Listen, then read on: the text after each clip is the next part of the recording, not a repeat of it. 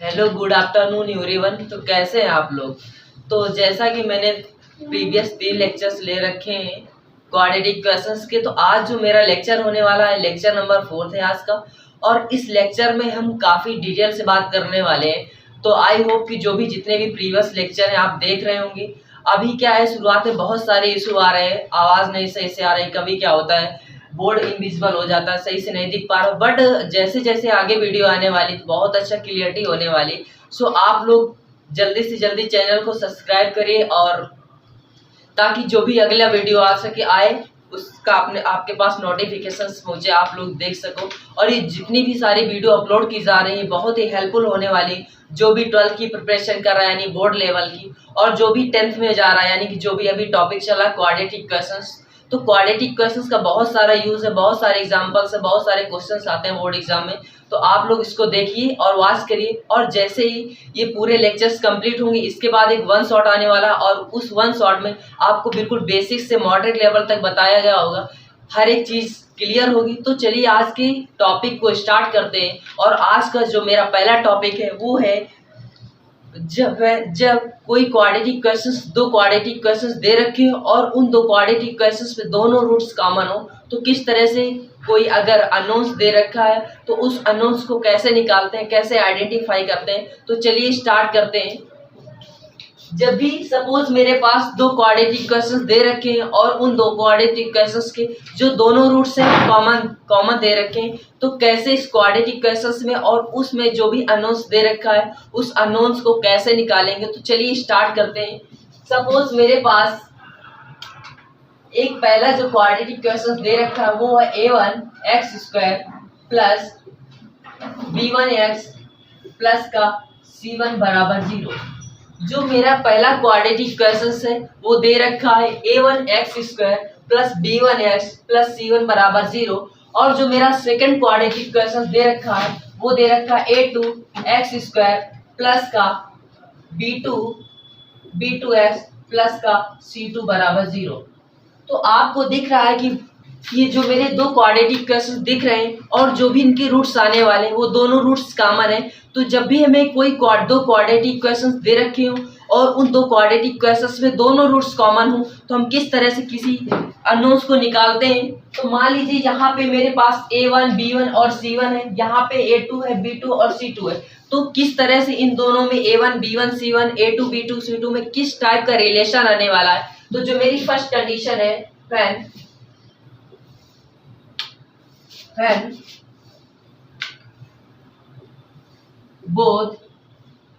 both the roots are common,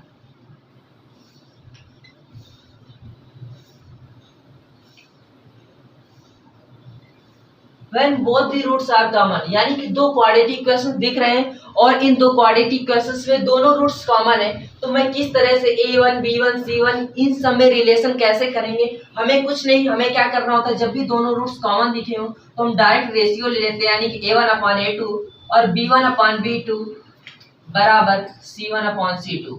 यानी कि जब भी कोई 2 क्वाड्रेटिक क्वेश्चन देख रहे हो और दोनों क्वाड्रेटिक क्वेश्चंस में दोनों रूट्स कॉमन हो, तो उस कंडीशन में हम a1/a2 का रेशियो बराबर b1/b2 का रेशियो बराबर c1/c2 का रेशियो निकाल लेते। सपोज मेरे पास अगर कोई एग्जांपल्स दे रखा हो और उसमें कोई एक अननोन्स दे रखा हो और क्वेश्चन से बोला गया हो कि ये जो 2 क्वाड्रेटिक क्वेश्चन दिख रहे हैं इन दोनों के रूट्स कॉमन है, तो एक अननोन्स की वैल्यू कैसे निकालेंगे। तो चलिए एक एग्जांपल के थ्रू आपको समझाते हैं। तो आप इसको नोट कर लीजिए, और फिर मैं एक एग्जांपल करा रहा हूँ कि जब भी दोनों रूट्स कॉमन दिख रहे हो, तो जो मेरे 2 क्वाड्रेटिक क्वेश्चन दिख रहे हैं यानी कि x² माइनस का 6x प्लस का 8 बराबर 0। और जो मेरा सेकंड क्वाड्रेटिक क्वेश्चन है वो है 2x² प्लस का 8x और प्लस का लैम्डा बराबर 0। आप देख रहे हैं कि यहाँ पे मुझे 2 क्वाड्रेटिक क्वेश्चंस दे रखे हैं और इन 2 क्वाड्रेटिक क्वेश्चंस में एक अननोन है जहाँ पे लैम्डा आपको दिख रहा है। तो यहाँ से मुझे एक लैम्डा की वैल्यू फाइंड करनी है, और मुझे क्वेश्चन में ये भी बताया गया है कि ये जो क्वाड्रेटिक क्वेश्चंस दे रखे हैं इन 2 क्वाड्रेटिक क्वेश्चंस में दोनों रूट्स कॉमन है। और जब दोनों रूट्स कॉमन है तो यहाँ से लैम्डा की वैल्यू किस तरह से निकलेगी। तो अभी मैंने बताया, जब कॉन्सेप्ट बता रहे थे कि जब भी दोनों रूट्स कॉमन हो और वहां से किसी अननोन्स की वैल्यू निकालनी हो तो वहां से हम क्या करते हैं, A1/A2 का रेशियो बराबर B1/B2 का रेशियो बराबर C1/C2 का रेशियो ले लेते हैं। यहाँ से हम क्या करेंगे, जब भी किसी यहाँ पर देखो यहाँ पे भी कोई अननोन्स नहीं, यहाँ भी कोई अननोन्स नहीं, बट यहाँ पे जो कांस्टेंट टर्म्स है वहां पर एक अननोन्स दे रखा। हम यहाँ से क्या करेंगे कि A1/A2 का सीधा कंपैरिजन C1/C2 के साथ कर देंगे, क्योंकि B1/B2 में ऑलरेडी कांस्टेंट दे रखा है और A1/A2 में भी कांस्टेंट दे रखा है। तो हम किसी एक के साथ कंपैरिजन करके अपने एक अननोन्स को फाइंड कर लेंगे। तो हमने क्या किया, A1/A2, A1 की वैल्यू मुझे 1 दे रखी है और A2 की वैल्यू 2 दे रखी है, तो यानी कि 1/2 हो गया। जब मैं इस कांस्टेंट की कंपैरिजन करूंगा तो यहाँ से 8 आने वाला है और अपॉन में लैम्डा होगा। अब मुझे पता है कि लैम्डा निकालना है तो हम क्रॉस मल्टीप्लाई करेंगे। जैसे क्रॉस मल्टीप्लाई करेंगे तो लैम्डा बराबर 2 × 8, जब आपस में दोनों का मल्टीप्लाई करेंगे 8 × 2 कितना आ गया, 16 आ गया। तो इस टाइप का कुछ क्वेश्चंस बन सकते हैं कि जब भी मुझे कोई दो क्वाड्रेटिक क्वेश्चन दे रखे हो और उसमें कोई एक अननोन्स दे रखा हो और उस अननोन्स की वैल्यू फाइंड आउट करनी हो और बताया गया हो कि जो भी दो क्वाड्रेटिक क्वेश्चन दे रखे इन दोनों के 2 रूट्स कॉमन है, तो हम कुछ इस टाइप से इसका सॉल्यूशन फाइंड आउट करते हैं। तो आप इसको नोट कर लीजिए और बहुत सारे ऐसे एग्जाम्पल्स हैं जो इस कॉन्सेप्ट पे बेस्ड है, तो आप इसको नोट कर लें। और फिर मैं इसके बाद बताने वाला हूं कि जब भी कोई 2 क्वाड्रेटिक क्वेश्चन दिख रहे हैं और उन 2 क्वाड्रेटिक क्वेश्चंस में केवल एक ही रूट्स कॉमन हो तो किस तरह से उसको आइडेंटिफाई करते हैं, किस तरह से उस कॉमन रूट को निकालते हैं। तो आप इसको नोट कर ले। इसके बाद मैं बताने वाला हूं कि जब भी क्वाड्रेटिक क्वेश्चन दिए गए हों और उनमें किसी एक रूट्स कॉमन हो। मेरे पास 2 क्वाड्रेटिक क्वेश्चन दिख रहे हैं, एक है A1x², दूसरा है B1x प्लस का C1 बराबर 0। यानी कि मेरे पास जो फर्स्ट क्वाड्रेटिक क्वेश्चन है वो A1x², B1x प्लस C1 बराबर 0, और जो मेरा सेकंड क्वाड्रेटिक क्वेश्चन है वो है A2x² प्लस का B2x प्लस का C2 बराबर 0। और इस बताया गया है कि इसमें जो 2 क्वाड्रेटिक क्वेश्चन दिख रहे हैं इसमें एक रूट कॉमन है, यानी कि मान के चलते हैं let alpha is common root.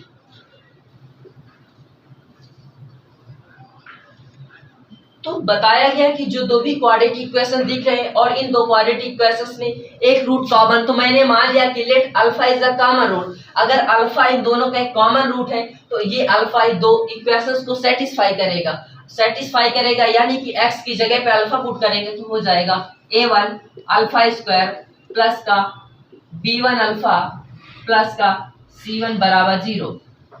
फिर दूसरे इक्वेशंस में क्या होगा, A2 अल्फा² प्लस का B2 अल्फा प्लस का C2 बराबर 0। यानी कि जैसे मैंने इस x की जगह पे अल्फा पुट किया तो कुछ इस टाइप का सिनेरियो दिखा, यानी कि A1 अल्फा² plus B1 alpha plus C1 बराबर 0, और जो दूसरा दिखा A2 अल्फा² प्लस का B2 अल्फा प्लस का C2 बराबर 0। अब मैं बताने वाला हूं कि यहाँ से अल्फा की वैल्यू कैसे निकलेगी, आप इसको नोट कर ले। मैं इरेज करके साफ कर देता हूं इसको, और फिर इसका जो आगे का कॉन्सेप्ट है, आगे का जो प्रोसीजर है अब मैं बताने वाला हूं। तो यहाँ से अल्फा की वैल्यू मुझे निकालनी है, क्योंकि यहाँ पे जो अल्फा है एक कॉमन रूट्स है, तो अल्फा के निकालने के लिए बेसिकली हम यहाँ से एक डिटरमिनेंट का कॉन्सेप्ट लेते हैं। तो डिटरमिनेंट का यहाँ पे यूज करेंगे, तो मैं तुम्हें साइड में बता देता हूँ कि जब भी एक 2x2 की डिटरमिनेंट्स आपको दे रखी हो और उस डिटरमिनेंट की आपको वैल्यू निकाली हो, सपोज मेरे पास एक डिटरमिनेंट दे रखा, यानी कि दो वर्टिकल लाइंस दे रखी हैं। ये डिटरमिनेंट होता है 2 वर्टिकल लाइंस दे रखी, यहाँ पर एलिमेंट्स दे रखे हैं A, B, C and D, यानी कि इस डिटरमिनेंट की जो एंट्रीज हैं जिनको बोलते हैं एलिमेंट्स, यानी इसका पोजीशन अगर हम बताएं तो A11, A12, A21 and A22, इसको बोलते हैं मेन डायगोनल्स या प्रिंसिपल डायगोनल्स या लीडिंग डायगोनल्स, क्योंकि यहाँ पे जो A11 है या A22 यानी कि इसका जो भी रो है और वही कॉलम है, यानी कि इसका जो सेकेंड रो और सेकेंड कॉलम का एलिमेंट्स। जब भी इस डिटरमिनेंट्स की वैल्यू निकालनी हो, सपोज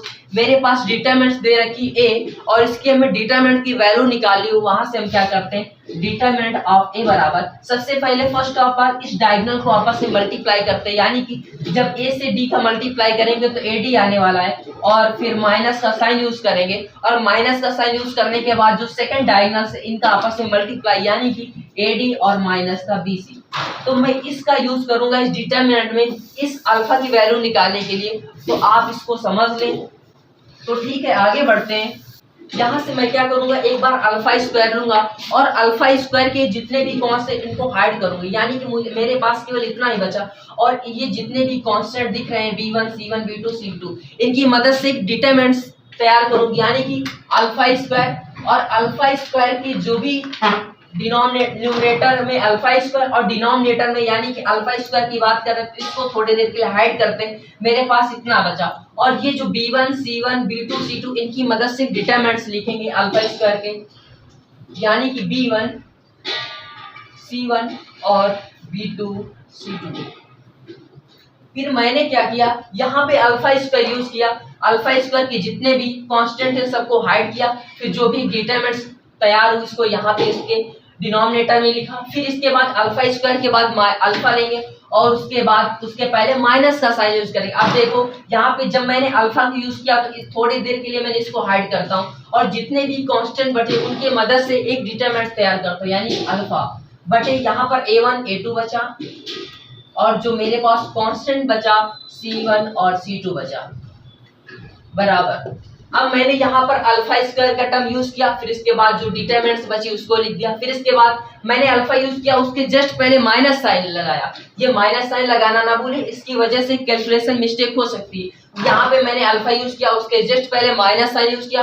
फिर जब देखा कि यहाँ पर जब मैं अल्फा यूज कर रहा हूँ तो अल्फा की जितने भी कांस्टेंट सबको हाइड कर लूंगा। इसके बाद जितने भी कांस्टेंट बचे इक्वेशंस में सभी की मदद से डिटरमिनेंट्स लिखा। फिर इसके बाद अल्फा स्क्वायर यूज किया, अल्फा यूज किया। अब यहाँ पे 1 यूज करेंगे, यानी कि मैंने कांस्टेंट यूज किया। जब मैं कांस्टेंट यूज करूंगा तो जितने भी कांस्टेंट इक्वेशंस में दिख रहे हैं सभी को हाइड कर लूं, यानी कि c1 और c2 का यहाँ यूज करने वाला नहीं हूँ। इसके बाद जितने भी कांस्टेंट बचे सबको लिख लूंगा, यानी कि a1 अपॉन a2 और दूसरा मेरे पास जो बचा b1 अपॉन b2। इनकी मदद से जो एक डिटरमिनेंट तैयार हुई, इसका मतलब ये जो तीन इक्वेशंस आपस में इक्वेट दिख रहे हैं, बराबर दिख रहे हैं, इनकी मदद से जब भी आपको कोई दो क्वाड्रेटिक इक्वेशन दिख रहे हैं और दोनों में केवल एक ही रूट्स कॉमन हो तो इन दो इक्वेशंस, ये जो भी इक्वेशन दिख रहे हैं इनकी मदद से आप उस सिंगल कॉमन रूट को निकाल सकते हैं, सिंगल कॉमन रूट को निकाल सकते हैं। आप इसको नोट कर लीजिए, मैंने पहले ही बता दिया 2x2 की डिटरमिनेंट सॉल्व करना, तो आप इसको सॉल्व करके आगे प्रोसीजर कर लीजिए। और बहुत सारे एग्जांपल्स हैं, आप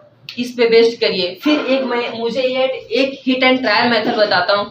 आप अगर बेसिक से जाएंगे कि अगर जब भी दो क्वाड्रेटिक इक्वेशन दिख रहे हों और उनके एक कॉमन रूट से उसको निकालना हो तो मैं कुछ इस तरह से करूंगा ताकि मेरे रूट्स पता चल जाए जो मेरा एक कॉमन रूट्स। बट जब भी मुझे उसमें एग्जाम में अगर आपके सामने ऑप्शंस दे रखे हैं और उस ऑप्शन की मदद से आपको बताना हो कि मेरा कौन सा ऑप्शन सही जाएगा जब मेरा एक कॉमन रूट्स दे रखा हो, तो मैं क्या करूँगा, वहाँ पे एक डी की वैल्यू निकालूंगा। मैंने प्रीवियस वीडियो में बता रखा है, डी को बोलते हैं डिस्क्रिमिनेंट, यानी कि विवेचक, यानी कि विविक्तकर। वहां से मैं डी की वैल्यू निकालूंगा और इस कंडीशन पे जब भी क्वाड्रेटिक इक्वेशंस का एक ही रूट्स कॉमन हो उस कंडीशन पे डी एक परफेक्ट स्क्वायर होता और मैं उस ऑप्शन की मदद से b स्क्वायर माइनस 4ac, यानी कि हर एक ऑप्शन को ट्राई करूंगा और देखूंगा कि जो मेरी डी की वैल्यू आने वाली है और जिस ए बी एंड सी की वैल्यू पे डी की वैल्यू एक परफेक्ट स्क्वायर आएगी वही उसका आंसर होगा। तो मैं यहाँ से बिल्कुल बेसिक से करने वाला हूँ, बट जब भी मेरे पास ऑप्शंस होंगे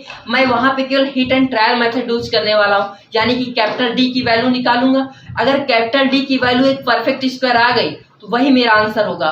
तो ठीक है, आप इसको नोट कर लीजिए। मैंने दो कॉन्सेप्ट बताया कि जब भी दो क्वाड्रेटिक इक्वेशन दिख रहे हैं और दो रूट्स कॉमन हो तो किस तरह से यूज करते हैं, और जब भी केवल एक ही रूट्स कॉमन हो तो किस तरह से आगे प्रोसीजर करते हैं।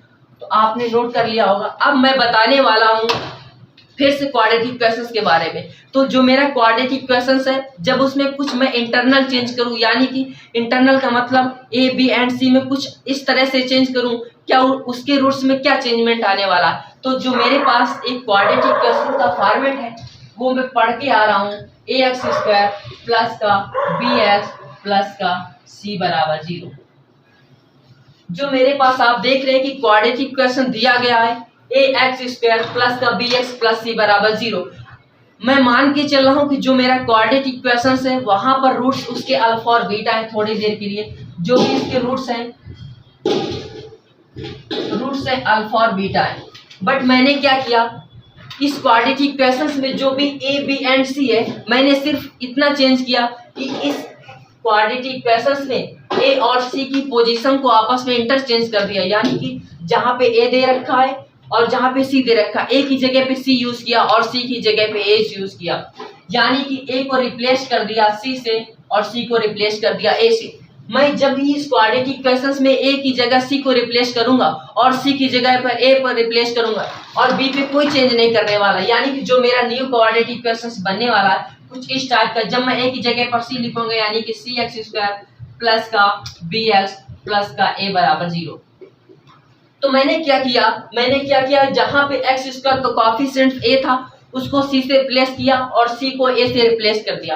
और मैंने बताया कि जब भी ये पहला क्वाड्रेटिक इक्वेशन था इसके रूट्स अल्फा और बीटा थे, बट जैसे ही मैंने इस क्वाड्रेटिक इक्वेशन में कुछ ना कुछ चेंज किया और वो चेंज मैंने क्या किया कि ए को सी से रिप्लेस कर दिया और सी को ए से कर दिया।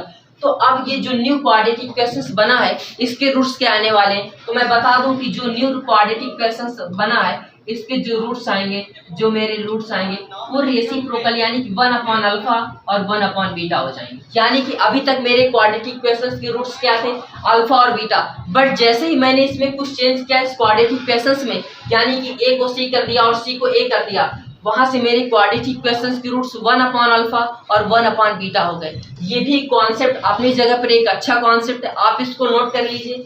बहुत सारे एग्जांपल्स ऐसे होते हैं कि हम बेसिकली क्या करते हैं, हमें ये नहीं पता होता है कि ये कैसे हो गया, तो बट मैंने यहाँ पर बताया आपको कि जब भी ए और सी में चेंजमेंट करते हैं तो वहां पर उसके रूट्स जस्ट रेसिप्रोकल हो जाते हैं, यानी कि अल्फा था तो 1 अपॉन अल्फा हो गया और मेरा जो दूसरा रूट्स बीटा था उसकी जगह पे 1 अपॉन बीटा हो गया। तो ठीक है, आपको मैं इसी पे एक बेस्ड कॉन्सेप्ट पे एक क्वेश्चन कराने वाला हूँ। इससे पहले कि मैं कॉन्सेप्ट आपको बता देता हूँ कि क्वाड्रेटिक इक्वेशंस जब एक स्पेशल फॉर्म है क्वाड्रेटिक इक्वेशंस का, कि जब भी आपको क्वाड्रेटिक इक्वेशन दे रखा हो और उस टाइप का आपको कुछ दिख जाए सिनेरियो, तो आप उस क्वाड्रेटिक इक्वेशंस को तुरंत कैसे बता सकते हैं कि इसके रूट्स यही होने वाले हैं। यानी कि मैं एक क्वाड्रेटिक इक्वेशन लिख रहा हूँ, यानी कि एक्स स्क्वायर माइनस का 2x प्लस का 4 बराबर 0। मेरे पास एक क्वाड्रेटिक इक्वेशन दिख रहा है आपको कि एक्स स्क्वायर माइनस का 2x प्लस का 4 बराबर 0। तो यहाँ से मुझे इसके रूट्स निकालने, तो मैं एक तो मेरे पास ट्रायल मेथड है कि मैं यहाँ से मिडल टर्म ब्रेक करके निकालूं, फिर दूसरे है मेरे पास त्रिदराचार फार्मूला। उस दराचार फार्मूले से मैं पहले बताऊंगा, फिर इसके बाद मैं तुम्हें एक डॉट तरीका बताने वाला हूँ कि अगर इस टाइप का कुछ आपको दिख जाए तो आप कैसे तुरंत आइडेंटिफाई करके इस क्वाड्रेटिक इक्वेशंस के रूट्स बता सकते हैं। तो फर्स्ट ऑफ ऑल मैं इसमें क्वाड्रेटिक इक्वेशंस में त्रिदराचार फार्मूला लगा रहा हूँ, यानी कि x बराबर माइनस का b plus minus under root B square minus के 4ac अपॉन में 2a। यहाँ से आप a b एंड c की कंपैरिजन कर लेना, वहां से a एंड b c की वैल्यू रख लेना, यानी कि जब भी मैं वैल्यू रखूंगा तो माइनस b और माइनस ऑलरेडी लगा मैंने पहले लगा दिया। जब यहाँ से b की कंपैरिजन करूंगा तो यानी कि b की वैल्यू आने वाली माइनस का 2, प्लस माइनस लगा मैंने प्लस माइनस यूज कर लिया, फिर b की वैल्यू थी -2 और -2 का स्क्वायर किया 4 आया और माइनस का 4, a की वैल्यू यहाँ पे 1 दे रखी है और c की वैल्यू जो मुझे दे रखी है 4 दे रखी है अपॉन में 2a और a की जगह पे 1 है। मैं जब इस अंडर रूट के अंदर जो भी क्वांटिटी दे रखी, जो भी नंबर्स दे रखे उसको सॉल्व करूंगा, यहाँ पर आएगा x बराबर माइनस माइनस प्लस हो जाएगा, प्लस माइनस यूज करूंगा माइनस के। अब देखो यहाँ पे 4 था, यहाँ पर 4 इंटू 4 16 और जब 16 में 4 माइनस करूंगा तो माइनस का 12 आएगा और माइनस का 12 अपॉन में 2 आया। फिर इस जब मैं -12 का रूट लूंगा यानी कि 2 रूट 3 आने वाला है, यानी कि 2 प्लस माइनस 2 रूट और वो भी माइनस का रूट 3/2। अब मैं क्या करूंगा, इस 2 को दोनों से डिवाइड कर दूंगा। जैसे डिवाइड करूंगा तो यहाँ से आने वाला 1 प्लस माइनस रूट 3। और देखो आपको मैंने बताया था कि आयोटा के बारे में, तो iota is nothing but just a symbol of root -1। यहाँ पर आप देख रहे हैं कि अंडर रूट में -1 लिखा हुआ। मैंने क्या किया, इस अंडर रूट -1 को आयोटा के टर्म्स में रिप्रेजेंट कर दिया, यानी कि x की जो मेरी वैल्यू आने वाली 1 प्लस माइनस रूट 3 आयोटा, यानी कि जो मेरी वैल्यू आने वाली x बराबर 1 प्लस माइनस रूट 3 आयोटा, इतना आ गया। तो मैंने इस क्वाड्रेटिक इक्वेशंस को सॉल्व किया और मैंने बताया कि यहाँ पर इसके जो रूट्स आने वाले हैं वो हैं 1 प्लस माइनस रूट 3 आयोटा। और मैं अगर इनको एक क्यूब रूट ऑफ यूनिटी के टर्म्स में रिप्रेजेंट करूं तो क्यूब ऑफ यूनिटी में आपने देखा होगा कि वहां पर एक ओमेगा आया था और दूसरा था ओमेगा स्क्वायर। वहां पर अगर ओमेगा की वैल्यू मैं बताऊं तो ओमेगा बराबर था -1 का प्लस √3 आयोटा बाय 2 और जो मेरा ओमेगा स्क्वायर था, ओमेगा स्क्वायर की वैल्यू थी -1 यानी कि यहाँ पे भी माइनस था, -1 माइनस का √3 आयोटा बाय 2। आप देख रहे हैं यहाँ पे जब मैं प्लस साइन यूज करूंगा तो 1 प्लस √3 आयोटा, यहाँ पर आप देख रहे हैं कि 1 प्लस √3 आयोटा इतना तो मुझे दिख रहा है। जब मैं यहाँ पर 1 प्लस √3 लिखूंगा तो यहाँ पर क्या लिख सकता हूँ, 2 ओमेगा लिख सकता हूँ, यानी कि इसके रूट्स अगर मैं ओमेगा के टर्म्स में रिप्रेजेंट करूँ यानी कि 2 ओमेगा आ जाएंगे। फिर इसके बाद फिर जब मैं यूज करूंगा यहाँ, और देखो यहाँ पे ऑलरेडी माइनस का दे रखा, तो जब मैं माइनस लगाऊंगा तो यहाँ पहले माइनस हो जाएगा। फिर जब मैं ओमेगा स्क्वायर के टर्म्स में रिप्रेजेंट करूंगा तो ये भी इधर चला जाएगा और माइनस का कॉमन लूंगा तो यानी कि जो दूसरा रूट्स आने वाला है वो आएगा माइनस के 2 ओमेगा स्क्वायर। तो मैंने इस क्वाड्रेटिक इक्वेशंस के रूट्स को एक क्यूब रूट ऑफ यूनिटी के टर्म्स में रिप्रेजेंट किया यानी कि माइनस का 2 ओमेगा और माइनस का 2 ओमेगा स्क्वायर। तो ये तो मैंने पूरा प्रोसीजर किया, सीधा फॉर्मूला लगाया। फिर उसके बाद जो भी मेरे रूट्स आए उन रूट्स को मैंने इस क्यूब रूट ऑफ यूनिटी के टर्म्स में रिप्रेजेंट किया। बट मुझे अगर डायरेक्ट दिख रहा है तो मैं इतना कैलकुलेशन क्यों करूं? सो इसलिए मैं यहाँ पे बिल्कुल डायरेक्ट बताने वाला हूँ। आप इसको डायरेक्ट एक बेस्ट अप्रोच मान के चले कि जब भी आपको इस टाइप का कुछ सिनेरियो दिखे तो आप डायरेक्ट लिख दें कि इस क्वाड्रेटिक इक्वेशंस के रूट्स क्या होने वाले हैं। तो मैं लिखने वाला हूँ क्वाड्रेटिक इक्वेशंस, जस्ट पहले वाला एक क्वाड्रेटिक इक्वेशन है एक्स स्क्वायर माइनस का 2x प्लस का 4 बराबर 0।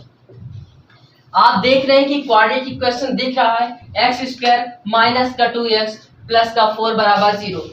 यहाँ पर आपने जैसे ही x के कांस्टेंट पे, x के कोएफिशिएंट पे फोकस किया, यहाँ पे क्या देखा है, यहाँ पे दे रखा है -2 और जब मैं -2 का स्क्वायर करूंगा तो मुझे कांस्टेंट दिख रहा है, यानी कि जब भी मिडिल टर्म का स्क्वायर करने पर मुझे कांस्टेंट मिल जाए उस दशा पे मेरे जो रूट्स आने वाले हैं वो ओमेगा के टर्म्स में होंगे। और मैं कैसे लिखूंगा, देखो यहाँ पे माइनस का साइन यूज है तो मैं माइनस का साइन यूज करूंगा, एक बार -2 लिखूंगी, यानी कि यहाँ पर -2 दे रखा तो -2 लिखूंगा। फिर एक एक बढ़ाता चला जाऊंगा ओमेगा के टर्म्स में। यहाँ पर -2 था, फिर क्या किया मैंने -2 ओमेगा किया, फिर जो मेरा रूट्स अगला रूट्स होने वाला है -2 ओमेगा स्क्वायर, यानी कि यहाँ पे -2 था तो मैंने -2 यूज किया, फिर इसके बाद -2 ओमेगा लिखा, फिर -2 ओमेगा स्क्वायर। बट कंडीशन क्या है कि जब भी मेरा रूट्स हो कि ऐसा कुछ यहाँ पे जो नंबर्स दे रखा हो उसका स्क्वायर एक कांस्टेंट दिखे, यानी उसका स्क्वायर करने पर अगला नंबर जो कांस्टेंट वो मुझे मिल जाए, यानी कि एक्स स्क्वायर माइनस का 2x प्लस का 4 बराबर 0।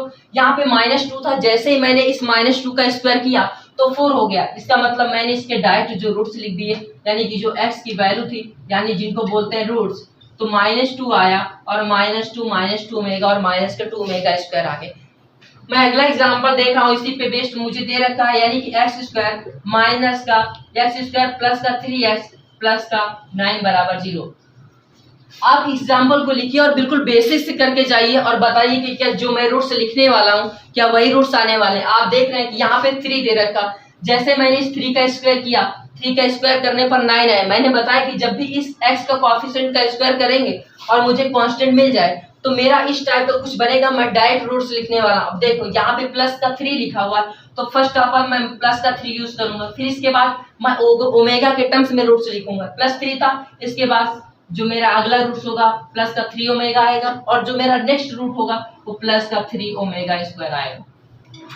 तो आप इस तरह से जब भी कुछ इस टाइप का सिनेरियो आपको दिखे तो आप इस टाइप का डायरेक्ट रूट्स लिख सकते हैं। बिल्कुल बेसिक से जाने की कोई नीड नहीं है, बट जब भी हम बोर्ड लेवल में पढ़ते हैं तो इस टाइप से आप लिख के बिल्कुल ना आइएगा। आप बिल्कुल सीधा से फार्मूला से जाइए, वहां से रूट्स निकालिए और आंसर कमेंट करिए। बट यहाँ पे आप जब भी आप कंपटीशन की तैयारी कर रहे हैं, किसी प्रिपरेशन में पूछा गया कॉम्पिटिटिव एग्जाम्स में, तो आप डायरेक्ट देखिए कि अगर इस टाइप का कुछ आपको दिख रहा है कि मिडिल टर्म का स्क्वायर करने पर कांस्टेंट मिल रहा है, आप डायरेक्ट रूट्स लिखिए। तो आप इसको नोट कर लीजिए। फिर इसके बाद में जो अगला मेरा कॉन्सेप्ट है मैं उसको इसी से बताने वाले हैं, और इसके साथ साथ आपको बिल्कुल एक हिट एंड ट्रायल मेथड भी बताने वाले हैं कि जब भी क्वाड्रेटिक इक्वेशन दे रखा हो, उसके रूट्स रेशियो में दे रखे हो, तो आप डायरेक्ट कैसे पहुंच सकते हैं आंसर तक आपने। ठीक है, मेरे पास क्वाड्रेटिक इक्वेशन दिख रहा है ax² प्लस का bx प्लस का c बराबर 0। मेरे पास एक क्वाड्रेटिक इक्वेशन दिया गया है ax² प्लस का bs प्लस सी बराबर 0। और मेरे पास जो इसके रूट्स दे रखे हैं वो एक अल्फा है और जो मेरा दूसरा रूट्स है बीटा है। और जो अल्फा और बीटा है इसमें मुझे रेशियो भी दे रखा है, यानी कि alpha ratio B, alpha ratio beta जो दे रखा मुझे, सपोज मेरे पास 2:1 दे रखा। और मुझे बताना है कि जो मेरा ए एंड बी और सी पे है वो रिलेशन किस टाइप का आने वाला है। तो मैं बिल्कुल फंडामेंटल से जाने वाला हूँ, फिर इसके बाद आपको बिल्कुल ट्रिक बताने वाला हूँ कि अगर इस टाइप का कुछ आपको दिखे तो आप कैसे कर सकते हैं। तो मेरे पास एक क्वाड्रेटिक इक्वेशन दिख रहा है ax² प्लस का bx प्लस c बराबर 0। और मुझे बताया गया कि इस क्वाड्रेटिक इक्वेशन के जो रूट्स हैं यानी कि अल्फा और बीटा, उनमें जो रेशियो दे रखा है वो दे रखा है 2:1।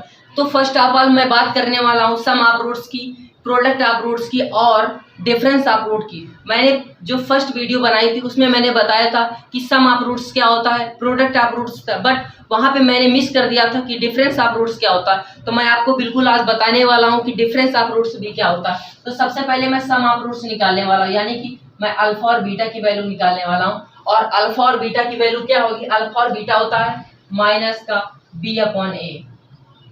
और जो मेरा अल्फा और बीटा में रेशियो दे रखा है वो 2:1 रहेगा, यानी कि अल्फा अपॉन बीटा बराबर 2/1। मैं किसी एक कांस्टेंट को मान लेता हूँ, इनके साथ वेरिएबल को के मान के चलता हूँ, बट मैं यहाँ पे अल्फा की जगह 2 यूज करने वाला हूँ और बीटा की जगह 1 यूज करने वाला हूँ। तो जैसे मैंने अल्फा की जगह 2 पुट किया और बीटा की जगह 1 पुट किया और यहाँ पर इक्वेट बराबर किया b बराबर a, यानी यहाँ से जो b की वैल्यू आएगी और जो मेरी b की वैल्यू आएगी तो b बराबर हो जाएगा -3। मेरे पास ये एक इक्वेशन आ गया। जब मैंने सम ऑफ रूट्स यूज किया तो वहां से मेरी जो b की वैल्यू आने वाली है वो -3 आने वाली है। और फिर जब मैं यहाँ पर प्रोडक्ट ऑफ रूट यानी कि अल्फा इंटू बीटा की बात करूंगा वो होता है c/a। और अल्फा इंटू बीटा, अल्फा की वैल्यू 2 थी, बीटा की वैल्यू 1 थी। जब मैंने आपस में दोनों को मल्टीप्लाई किया तो 2 आया और c/2। और यहाँ से मैं जब c की वैल्यू निकालूंगा तो वहां से मेरी c की वैल्यू आने वाली है c बराबर 2a। फिर इसके बाद मैं डिफरेंस ऑफ रूट्स की बात करने वाला हूँ। तो मैं जो मेरा डिफरेंस ऑफ रूट्स होता है यानी कि अल्फा माइनस का बीटा, और मैं डिफरेंस इसलिए बता रहा हूँ कि जब भी मेरा अल्फा बड़ा हो या बीटा बड़ा हो, इसलिए मैं यहाँ पे मॉड यूज कर रहा हूँ, यानी कि हमेशा मैं बड़ी वैल्यू में से छोटी वैल्यू को माइनस करूंगा, यानी कि अल्फा माइनस बीटा बराबर √d/a।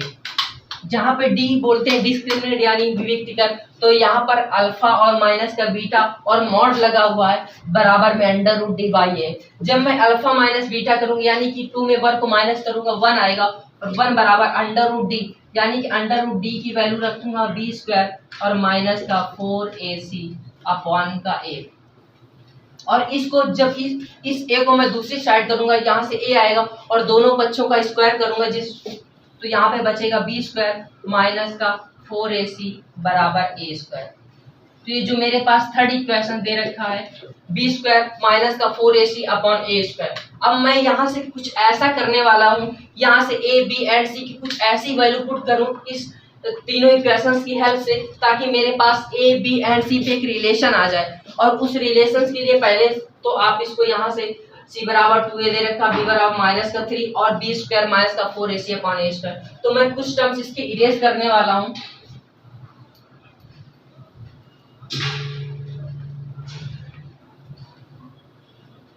तो जो मेरा सेकंड इक्वेशन यहाँ पे फर्स्ट दे रखा है, ये सेकंड था मेरा और ये मेरा थर्ड इक्वेशन। तो मैं थर्ड के लिखूंगा यहाँ पे, तो b² माइनस के 4ac/a²।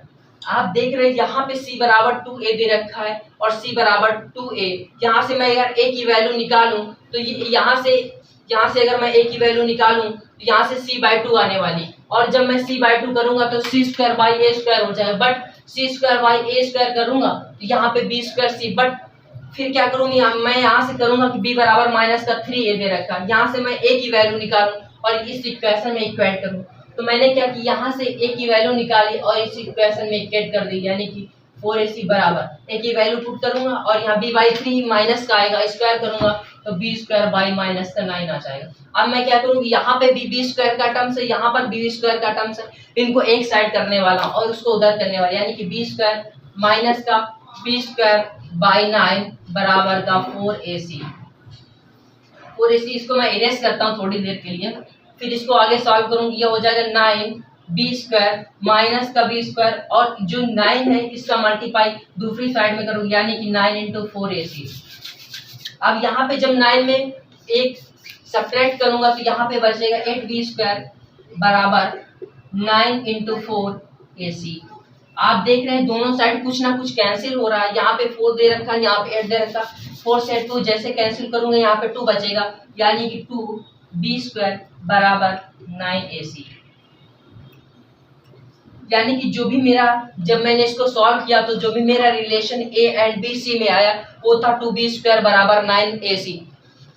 2 मिनट और बस। 2b स्क्वायर बराबर 9ac। तो मैं इस बेसिस से मैंने करके आपको बताया, तो बट मैं अगर बता दूं, आप इसको नोट पॉइंट करके लिख लीजिए कि जब भी कोई क्वाड्रेटिक इक्वेशन दे रखा हो ax स्क्वायर प्लस का bx प्लस c बराबर 0 और उनके जो रूट्स दे रखे हो उनमें आपस में रेशियो दे रखा हो, यानी कि अल्फा रेशियो बीटा, तो जो मुझे ए बी एंड सी में रिलेशन अगर बताना हो तो हम यहाँ पे लिखेंगे B square upon A C बराबर अल्फा प्लस बीटा का होल स्क्वायर अपॉन में अल्फा इंटू बीटा। तो आप डायरेक्ट जाके इसको सॉल्व करेंगे, तो यहाँ से अल्फा और बीटा रेशियो में दे रखे थे, तो हम क्या करेंगे कि B square upon A C बराबर अल्फा प्लस बीटा का whole square upon alpha into beta.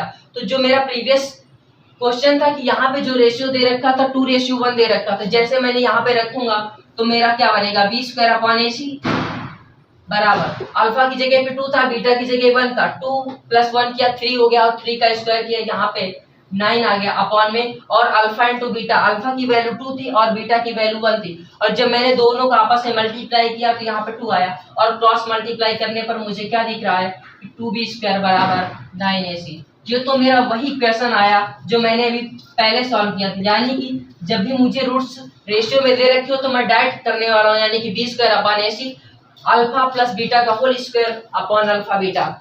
तो ठीक है, मैंने बहुत सारे कॉन्सेप्ट इस वीडियो में आपको बताए, जो भी अभी कुछ कॉन्सेप्ट ऐसे जो भी लेफ्ट है जो नहीं हो पाए, एक मेरा नेक्स्ट वीडियो और होने वाला, उसमें सारे कॉन्सेप्ट होने वाले।